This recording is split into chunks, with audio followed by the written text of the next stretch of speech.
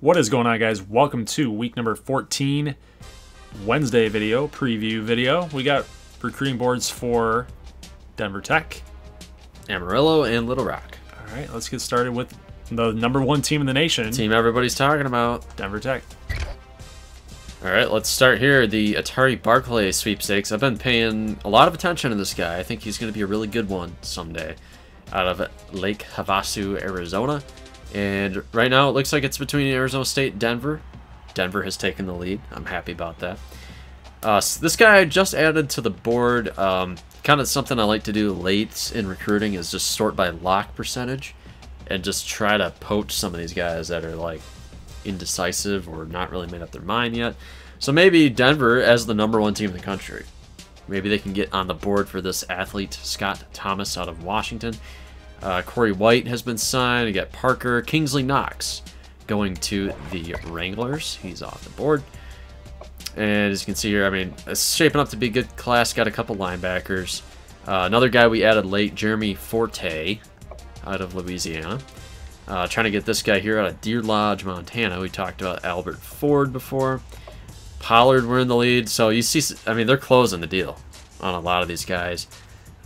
Julius Yates, probably a backup in the future. Might end up being pretty solid down the road. Out of Utah, what do you have to say about this? Oh, by the way, sorry, we have a Curtis Narcisse update. We tried, everybody, but he's going to Illinois. Going to Illinois. That's sad. Look at 2, 3, 4, 5. It is. Yeah, we just didn't make it. Didn't make the cut. From Missouri. Yep.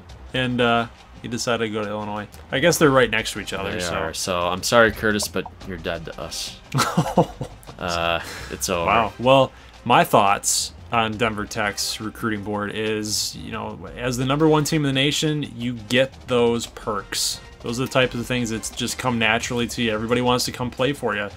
They want the spotlight. They want to be in the limelight. They want to get exposure, and that's what all these players are going to be able to do. All right, I think everybody wants to know the Gunner River sweepstakes. Let's get to it. And here we go. So Little Rock is still in the lead. Barely. Barely.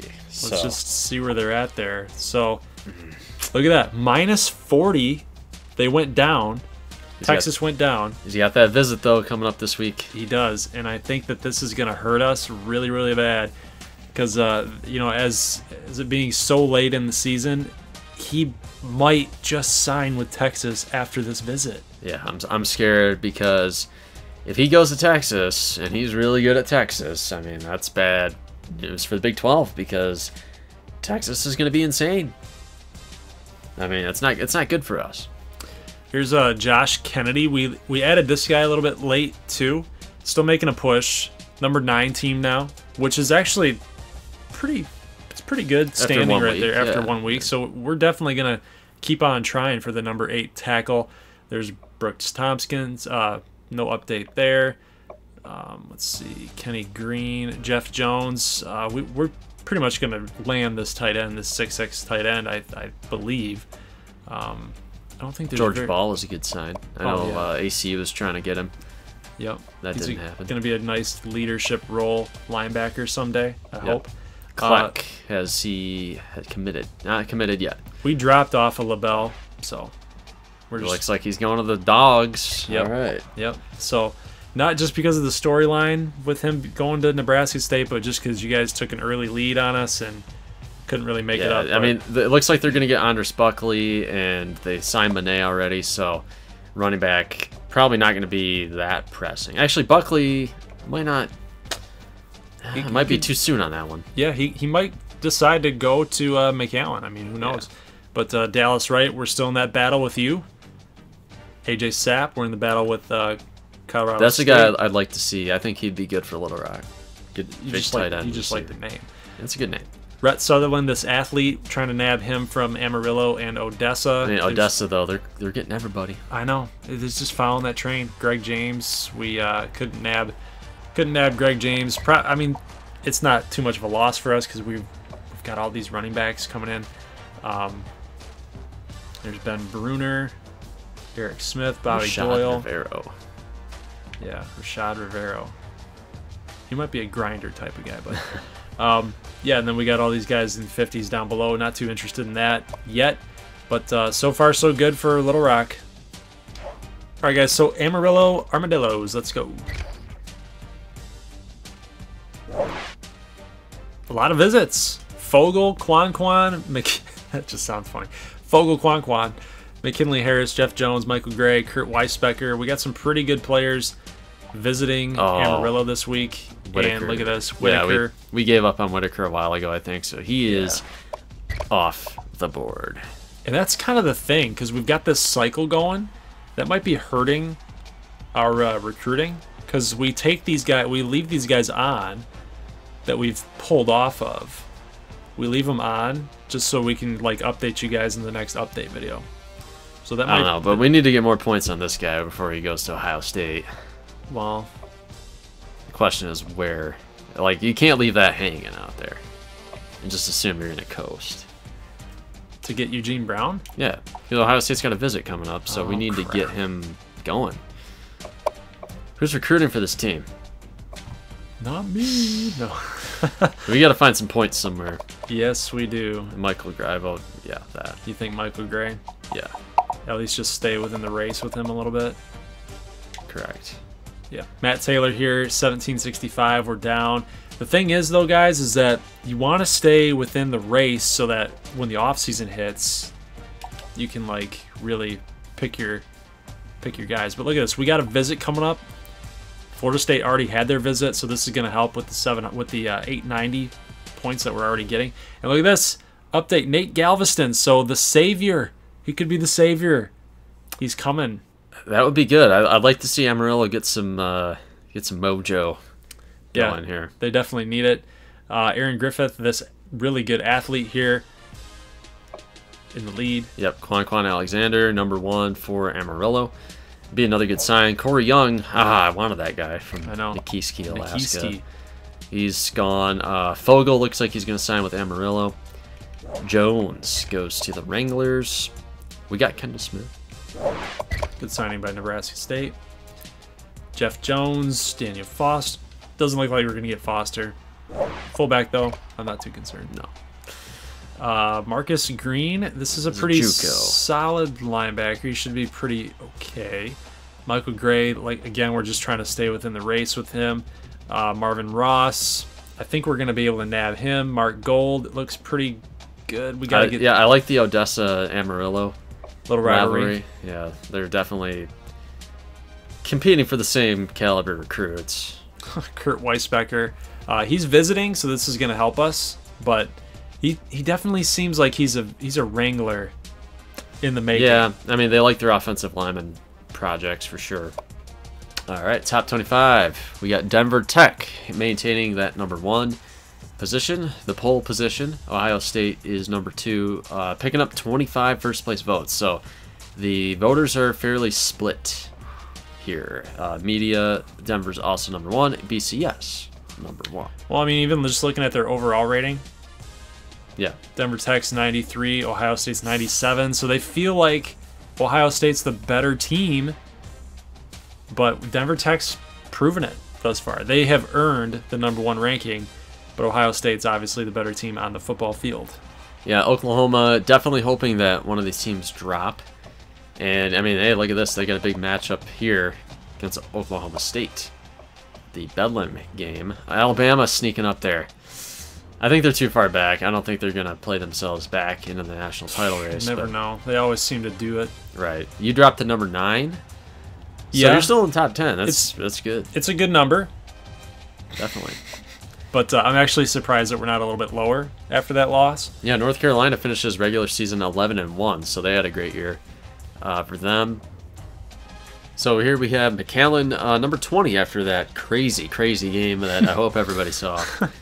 Good to see them crack the top 20. They were unranked, and I don't know where they were at specifically. Yeah, they had a couple votes, but they're at the tail end of the receiving votes. I think that's fair, though. I think that's fair. A three-loss team, and yeah, 20 is good. If you guys think that they need to be up like 15, I do.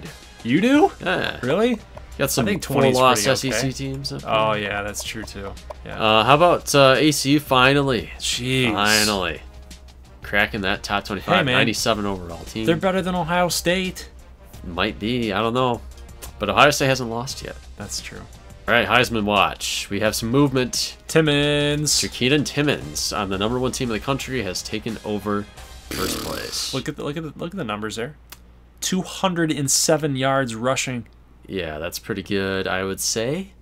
Let's look at his. We're gonna have a stats update, end of year stats update on Saturday. But you see here, Keaton Timmons, 1363 as a quarterback. Ridiculous. Absolutely ridiculous. Pretty good compared to Kerryon Johnson, 1533. What's the average rushing yards per game? He's at 5.1. 139, and then oh, that's on the end. Yeah. 123. But the average yards per rush, he's at 7. Compared to Johnson, 5.1. Robert Bishop is in 3rd, so maybe he's a dark horse. It might be too far out. I mean, we got one game left. One game left to prove it. And Jamil Schmidt is dropping off a little bit. I guess no touchdowns last week kind of hurt his cause, but he's still having a great year. Yeah, he's been kind of dropping off a little bit with the touchdown production these last couple games. Actually, it's been about 3 weeks in a row now, and I think a lot of that's due to Mr. Vulture Holly. Marcus Holly. All right, players of the week of the Big 12. We have Jed Carmichael, even with all those interceptions. Yeah. Somehow he still gets the nod. I guess he gets 7 touchdowns. You know, you get a couple mulligans. And then look at this. Middle linebacker Matt Rexford. On senior day with 14 tackles. Dude. Plus a sack. That's a big game. Yeah. When I was watching that game, when I was recording that game and watching it, it's like every play, every run that Camu was trying to do, it was like Matt Rexford with the tackle. Matt Rexford. Yep. Matt Rexford. He patrols the middle. A defensive captain. Good to see him end his career at ACU. They got one game left, but at home, that was a pretty good send-off. All right, let's take a look at some late season bowl projections. This is the first time we've done this. Yeah, I mean, there's really no point in doing it much earlier because there's so much is volatile. But oh my goodness! Ha! No. What? No! Whoa! No! Whoa! We have an at-large situation here. That would be bad. I would not want to do this. A, because we already lost. Come on, you can't put 2 conferences in it. It happened once. It was the Arizona Bowl from like 2016. And it was like Nevada at Colorado State. It's the only time I've ever seen it happen. For those of you guys that have been following along with us for quite some time, you know that he's like the bowl guru. Like he just rattles off these weird bowl games. Like, how do you even remember that? I don't know. I like bowl games. Well, okay.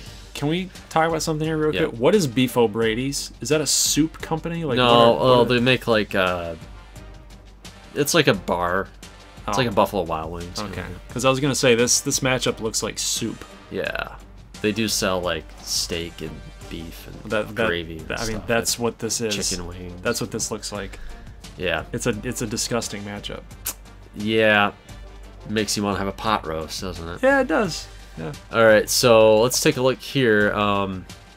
I wanted to check out this game. Oh God, no! Holiday Bowl. No. Amarillo, USC. They're gonna get schooled if that happens. I don't know. That'd be interesting. No. Meineke Car Care Bowl. Penn State, Midland State. Midland. Oh, I don't know because Trace McSorley's pretty dang good too. Yeah, he is. You're gonna play Saquon Barkley too, if that game happens. So you have the Alamo Bowl, McAllen, UCLA. That's pretty sweet. That would be very high scoring. This game would get me excited, actually, too. Oh, yeah. Running attacks. Yeah. You got those huge offensive linemen. Everybody's fat. Everybody's just, massive. Beef. Yep. And any other Michigan, games? Arkansas? That's back to our roots, man. Yep. How about you'd be in the Fiesta Bowl? Oh, my God. Against the American Conference leaders, West Virginia. Some transparency here. The whole Ardmore concept and then the design of the uniforms were basically inspired by West Virginia's uniforms. I just have always liked West Virginia's like yellow and blue mix and gray. Yeah. They had those gray uniforms with Tavon Austin and I was gonna say that like I was looking at Ardmore's color scheme. Like, nobody really has that. And then I thought, well, except for West Virginia. Except for West Virginia. That would be weird. So Florida ACU would be a Cotton Bowl matchup. Wow. Pretty cool. Yeah, I like that too. Usually Cotton Bowl takes a SEC West team, though. So, but, you know, this game might not do that. BCS national title game at this point would be Denver, Ohio State. There you go, Dylan. Interesting thing, man, if Ardmore loses to Denver in the Big 12 title game, would you fall out of the BCS? I would think so, yeah. Could happen, but I mean, lost an extra game against the #1 team in the country might not penalize you that much, but hopefully you move up a couple spots if you beat Broken Arrow. In real life, you're right. But in this game, they're going to be like, oh, 3 losses, you're out. It's going to be tough. It's going to be a tough one. But that's where we stand right now. Obviously subject to change. We got another week of conference games, which we will talk about right now. Here. All right, here we go. Week 14 matchups is a big week in the Big 12. ACU against Shreveport. Kirk's going ACU. I'm inclined to agree. Yeah, but you know, Shreveport has surprised us all season long. Defense is still holding up really strong. Yeah, but I mean, there's not much analysis that needs to go into this. ACU is probably most likely going to win this football game. I think they're just better top to bottom, but a 7-5 year for Shreveport, very good. Oh man, I don't know how I feel about this. Denver falls to number 3 overall on offense, but they're still getting 340 yards rushing per game. Minus 13 turnover differential for the Prairie Dogs. They have steamrolled through everybody this season. Yeah, maybe if we just take care of the ball. I don't know. That's a problem. You're right. That's been a problem all season long. That's a big if. I mean, really, Denver's had 2... I guess, you know, they've had 3 games that have been pretty close. Amarillo, Camus, and McAllen. Everything else has just been pretty smooth sailing. I mean, we can't control the football. No, well, the problem is when you're trying to throw, your receivers don't get open. They don't have enough release. They're not fast enough. They're not agile enough. And with guys on Denver Tech's defense, they're going to pretty much hold you down. Yeah. I mean, here's another little You're going to have to run the ball. You're going to have to run the ball. Yeah, you're right. The other dilemma is, do we play Rooney for one series and pull him? Or does he play the whole game? Is Willis healthy? Do we risk it? Do we just give this to Rooney because we probably can't beat Denver? Well, what do we do? It's senior day. What do we do? Should I let the fans? I don't know. Well, look at you're 6-5. Right. If you lose this game, I've seen 6-6 teams not make a bowl game. We'll be all right. I mean, we're a Power 5 conference team. I think we'll be in. Are you going to take that chance? Or Power 6. You've also got Dante LaBelle coming in for a visit. Yep. I don't know. I think you might see Rooney start, and then get him out, get him the heck out of there before he ruins the game. Just so he can say, I started on senior day. Yeah, exactly. All right, Odessa, Camus. Not going to spend a lot of time. Camus. I mean, Camus. Look at this. This is all you need to know. 220 yards per game rushing versus the worst rush defense in the nation. Camus. Odessa is going to have a goose egg in the conference wins. Oh, okay. I thought you were. Well, they might not score at all. I mean, I might have a point there. Probably not. I'm taking Camus. Yeah, let's say I'm taking Denver Tech. 31-7. Wow, this would be a good game to show, but I mean, really, they're only playing for pride, you know. I mean, not too much at stake here. Amarillo, Midland, loser, I think, is going to have a bitter taste for their season, especially if Midland is the loser. To drop 3 games in a row to end the year. Let's have a vote for this one, since this is the last week. Let's have a vote as the 3rd game. Who do you guys want to? Yeah, I mean, really, because I mean, hey, the conference title game kind of been decided. It's. I don't want to spoil anything. I mean, man, you should be, and we'll talk about this game. You should beat Broken Arrow, especially with Drew Snyder throwing.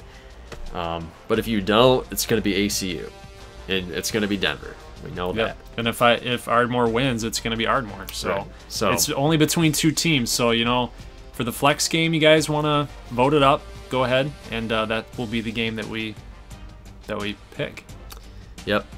You do it. This is a rivalry game, but man, if you don't beat Broken Arrow, you got some serious problems. Hey, watch your tongue, man. Seriously though, I could lose to Broken Arrow. They're tanking though. I shouldn't lose to Broken Arrow. They got no offense. Lost 5 games in a row. I could. It's possible. It's possible. I love me some Broken Arrow, but no, I'm not seeing it. Do I think it's gonna happen? Do I think I'm gonna lose? No. But I'm just saying it's possible. Yeah. It's a pretty epic collapse though. That's bad. Hey, but in real life, I've seen teams do the very same thing. Like talked about in the Saturday video when this game ended. When Ardmore lost, I've seen teams get on those slopes, those slides, where they lost to a big-time opponent against Denver Tech, where they needed a win. They have now lost in heartbreaking fashion to McAllen. They could have locked up the division right then and there, and they didn't do it. And McAllen's no slouch, so they pummeled us on defense. And at that point, are you really coming into this game against a rival Broken Arrow and thinking that you're gonna steamroll them too? I don't think so. I think Broken Arrow is gonna come in here fired up because they want to get to a bowl game, man. 5 and 6. This is a trap game. This is a trap game. I'm not feeling it. All right, so let's final picks of the year. I'm gonna go ACU. I'll go myself. Wow. Just for fun? Just for lulls. I'm going to take Nebraska State. I'm kidding myself, though. Kansas A&M. Yeah, that one's obvious. I'll go Midland, McAllen, and Ardmore. I will take ACU, Denver Tech, Camu, Midland State, McAllen. I'll take myself. I'll take myself, but it's a trap game. I could lose this game. Okay. If I do, I probably shouldn't play this game anymore. Well, but I mean, we'll have a spot next Saturday. We'll show the kind of the awards situation and the end of year stats for all the teams. So that'll be in Saturday. That way people can keep up with everything. So that's it for this week. They got nothing else. Yeah, I got nothing else either. Just make sure that you guys leave a like if you like this thing, and if you're new to the channel, make sure you hit that little red button for a subscriber, my logo in the bottom right hand corner. Turn those notification bells on. Bells, but there's only one bell, just so you guys never miss a Team Builder upload. And it's going to be a big week 14. It's where everything gets finalized, and then we'll move on into conference championship and then bowl games, and then so we're gonna be moving here pretty quickly. I think by the start of September is when the bowl games will finish, and then the off season will finish, and then you guys will be able to get your new recruits in for submission.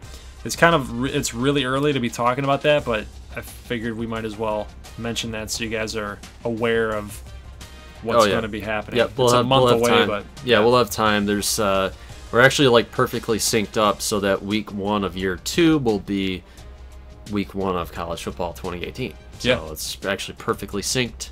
That is it for this episode. Hope you guys liked it, and we'll see you on Saturday. As always, peace.